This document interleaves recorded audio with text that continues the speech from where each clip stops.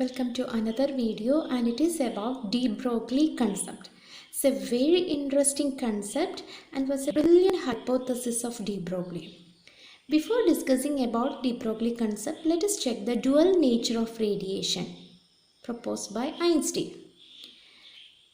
Newton in 1704 proposed that light consists of small particles called corpuscles, and the theory is termed as corpuscular theory, and the theory is accepted in the whole 18th century. Later in the 19th century, there are some experiments that demonstrated the diffraction and interference of light. So that implies wave nature of light. Diffraction means bending of waves when it passes through the edge of an object. Okay, and interference means superimposing. Okay, and this diffraction and interference are the peculiar properties of waves.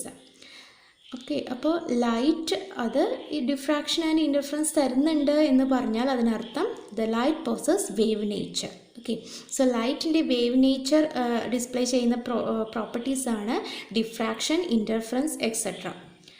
Later, Einstein used particle nature of light to explain photoelectric effect. What is photoelectric effect? When radiations of suitable frequency falls on metals, it will eject electrons. ഇലക്ട്രോൺസിനെ eject ചെയ്യും അല്ലേ?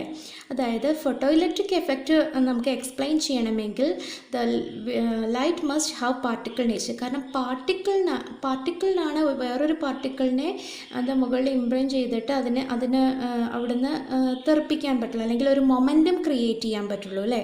So momentum ഉണ്ടാവണമെങ്കിൽ that must be a particle. So, photoelectric effect is explained on the basis of particle nature of light. So, Einstein proposed that radiation have dual nature, both wave and particle nature. Radiations possess dual nature, both particle as well as wave nature, and that is termed as the dual nature of radiation. Now we can check Louis de Broglie's concept, wave-particle duality of matter, proposed in 1923. And in the 19th century, the dual nature of light was well known. At that time, de Broglie was working on his PhD thesis in Sorbonne, Paris. And he think the idea of possibility of dual nature of matter. അങ്ങനെ ലൈറ്റിന് അല്ലെങ്കിൽ റേഡിയേഷന് ഒരു dual nature കാണിക്കാമെങ്കിൽ എന്തുകൊണ്ട് particles അല്ലെങ്കിൽ മാറ്ററിനായിക്കൂടാ എന്ന് അദ്ദേഹം ചിന്തിച്ചു. Okay, അങ്ങനെയാണ് അദ്ദേഹം wave particle duality of matter propose ചെയ്തത്. മാറ്റർ എല്ലാ മെറ്റീരിയൽ പാർട്ടിക്കിൾസിനും, അതായത് ഒരു മൂവ് ചെയ്യുന്ന പാർട്ടിക്കിൾസിനും ഒരു വേവ് നേച്ചർ ഉണ്ട് എന്ന് അദ്ദേഹം പ്രപ്പോസ് ചെയ്തു. And his concept is like radiation, matter also shows dual nature, that is wave as well as particle nature, and that is termed as duality of matter or wave particle duality of matter. I repeat, like radiation, matter also shows dual nature, that is wave as well as particle nature, and it is regarded as de Broglie's hypothesis. അദ്ദേഹത്തിന് ഇതിനൊരു experimental proof കൊടുക്കാൻ സാധിച്ചില്ല, അതുകൊണ്ട് ഒരു mere hypothesis ആയിരുന്നു. But it was a brilliant hypothesis. അദ്ദേഹത്തിൻ്റെ ഒരു idea എന്ന് പറയുന്നത് ഒരു ബ്രില്യൻ വർക്കായിരുന്നു. സോ PhD തീസിസ് സബ്മിറ്റ് ചെയ്ത സമയത്ത് the examination committee accepted the thesis, but they refused the idea. അവർക്ക് ഈ മാറ്റർ വേവ്സിന്, അതായത് മാറ്ററിൻ്റെ ഡ്യുവാലിറ്റി പ്രിൻസിപ്പിൾ അംഗീകരിക്കാൻ പറ്റില്ലായിരുന്നു. That is against the classical തിയറിക്ക് എഗെയിൻസ്റ്റ് ആയിരുന്നു അല്ലേ? ഓക്കെ, പക്ഷേ അദ്ദേഹത്തിൻ്റെ ഓറൽ പ്രസൻറ്റേഷൻ്റെ സമയത്ത് ഇങ്ങനെ ഒരു പ്രപ്പോസ് ചെയ്തു, ഇലക്ട്രോൺസിനും ക്രിസ്റ്റൽസിൽ ഡിഫ്രാക്ഷൻ ഉണ്ടാക്കാൻ കഴിയുമെന്ന് അദ്ദേഹം ഒന്ന് പ്രപ്പോസ് ചെയ്തിട്ടുണ്ടായിരുന്നു. Later 1927 Davisson and Germer experimentally proved the diffraction of electron. So this confirmed the wave nature of electron. അപ്പോൾ ഇലക്ട്രോണിൻ്റെ വേവ് നേച്ചർ അന്ന് Davisson and Germer experimentally prove ചെയ്തു. Later in 1929 he awarded Nobel Prize for his work. De Broglie awarded Nobel Prize for his work. ഇപ്പോൾ ഒരു experimental proof ഇല്ലെങ്കിൽ പോലും അദ്ദേഹത്തിൻ്റെ ഒരു ബ്രില്യൻ ഹൈപ്പോത്തസിസ്, അദ്ദേഹത്തിൻ്റെ ഒരു കൺസെപ്റ്റ് ആയിരുന്നു wave nature of matter. Like radiation, matter also shows dual nature, that is wave as well as particle nature.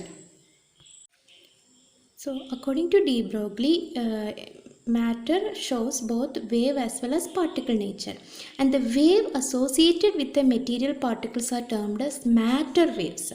Matter waves എന്ന് പറഞ്ഞാൽ ഒരു മാറ്റർ അത് എക്സിബിറ്റ് ചെയ്യുന്ന വേവ് നേച്ചറിനെയാണ് മാറ്റർ വേവ്സ് എന്ന് പറയുന്നത്. ഡി ബ്രോഗ്ലി കൺസെപ്റ്റ് പ്രകാരം ഒരു മെറ്റീരിയൽ പാർട്ടിക്കിൾ, ഒരു മാറ്റർ മൂവ് ചെയ്യുന്നത് വേവ് രൂപത്തിലാണ് എന്നാണ് പറയുന്നത്. A moving matter can have wave properties എന്നാണ് അദ്ദേഹം പറഞ്ഞത്. And the wave associated with material particles R termed as matter waves. Okay, now we can check the D Broglie equation. De Broglie proposed an equation, and that is termed as de Broglie equation, and the equation connects wave properties of matter to particle properties. In his equation we can see both wave properties and particle nature of matter, and the equation is lambda is equal to h by mv, where m is the mass of a particle, v is velocity, lambda is the wavelength of matter wave, h Planck's constant. This equation is termed as de Broglie's equation. Lambda is equal to h by mv.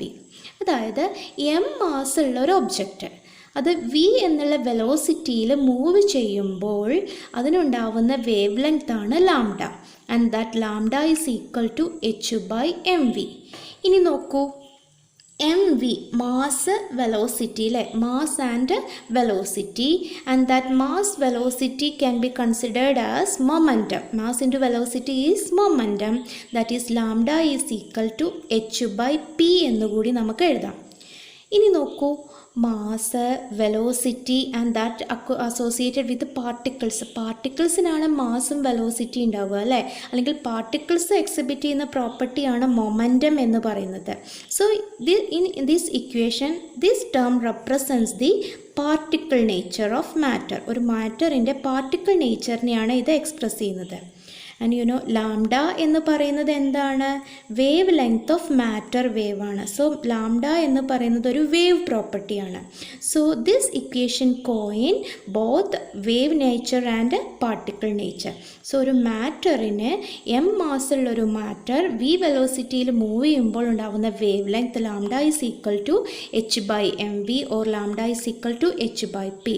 So this equation correlates or interrelates both wave nature and particle nature of radiation. നോക്കൂ, ഒരൊറ്റ ഇക്വേഷനിൽ തന്നെ ഒരു മാറ്ററിൻ്റെ wave നേച്ചറും കാണിക്കുന്നുണ്ട്, particle നേച്ചറും കാണിക്കുന്നുണ്ട് അല്ലേ.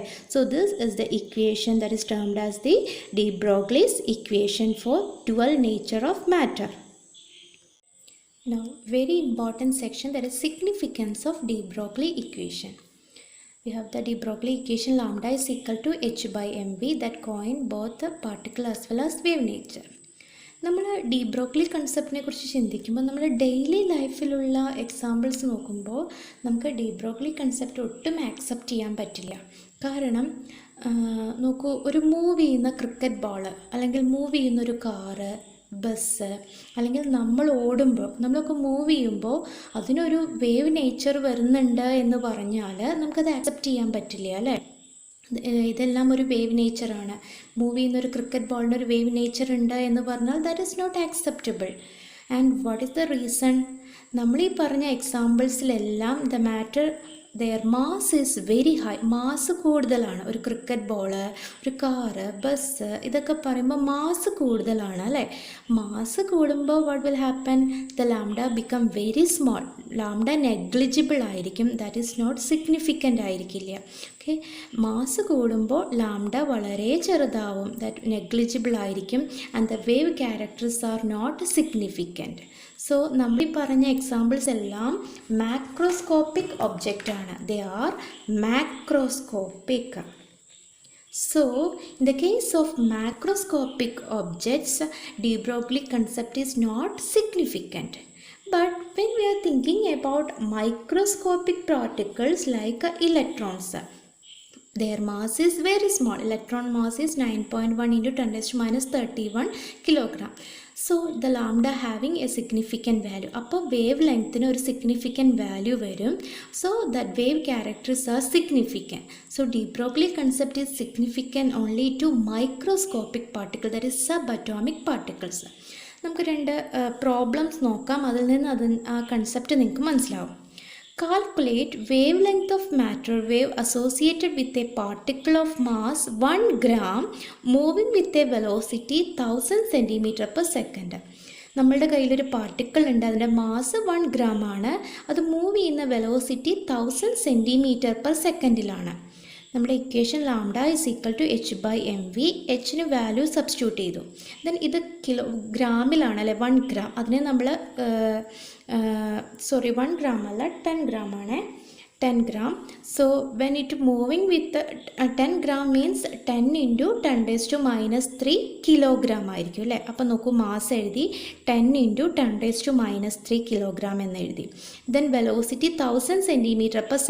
അപ്പോൾ സെൻറ്റിമീറ്റർ ആയതുകൊണ്ട് അതിനെ മീറ്ററിലാക്കി 1000 into 10 raised to minus 2 meter ആക്കി. ഓക്കെ, അപ്പോൾ നോക്കൂ, 6.6 into 10 raised to minus 34 divided by the 10 raised to minus 2, this one 10, and you will get an answer of 6.6 into 10 raised to minus 33 meter.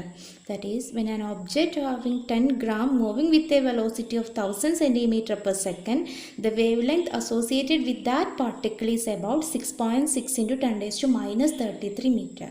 And this is very very small value and this negligible. അപ്പോൾ അത്തരം പാർട്ടിക്കിൾസിൻ്റെ wave length എന്ന് പറയുന്നത് negligible ആണ്, and its wave characters are negligible. Now consider the de Broglie wavelength associated with an electron of mass 9.1 into 10 raised to minus 31 kilogram, velocity 5.9 into 10 raised to 5 meter/s.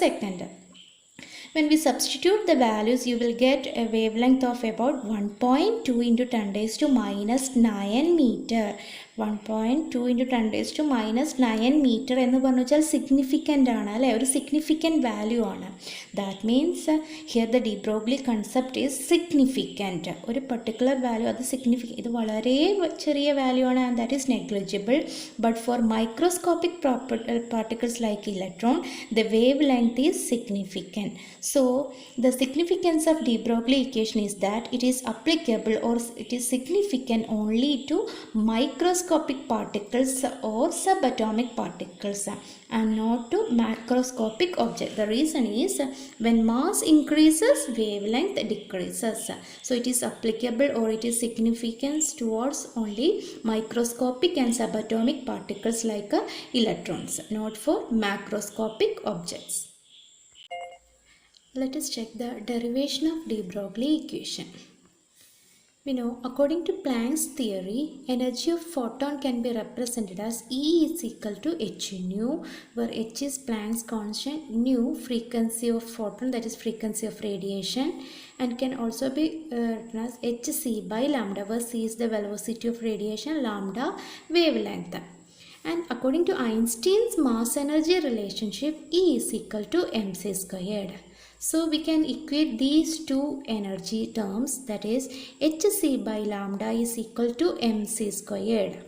So by cancelling these things, we will get lambda is equal to h by mc. And according to de Broglie, the above equation is applicable to both light and matter. So if a matter part, that is material particle, is moving with a velocity v, the equation can be rearranged as lambda is equal to h by mv, where m is the mass of the particle, v velocity, that is lambda is equal to h by p. This is termed as de Broglie's equation. For this we equated two energy terms, E equal to h nu and E equal to mc square, and this is the equation lambda is equal to h by mv. Now we can check the relationship between kinetic energy of a particle and wavelength. According to de Broglie theory, lambda is equal to h by mv. And you know, the kinetic energy Ek can be represented as half mv square, where mass is the m is the mass of the particle, v velocity. So by rearranging, we can represent velocity as v is equal to root 2 Ek by m. Substitute this V in this equation, lambda is equal to h by mv. So we have lambda is equal to h by m into root 2 ek by m, and we know m is equal to root m into root m. So at last we have the equation lambda is equal to h by root 2 ek m. So this is the relationship between wavelength of a particle and kinetic energy. Now we know about electromagnetic waves and matter waves. Electromagnetic waves means they contain that is electric field vectors, magnetic field vectors. They oscillate perpendicularly to each other and also with the perpendicular to direction of propagation. So now we can check the difference between electromagnetic waves and matter waves. First, electromagnetic waves. These electromagnetic waves are associated with the electric and magnetic fields which are perpendicular to each other and perpendicular to the direction of propagation.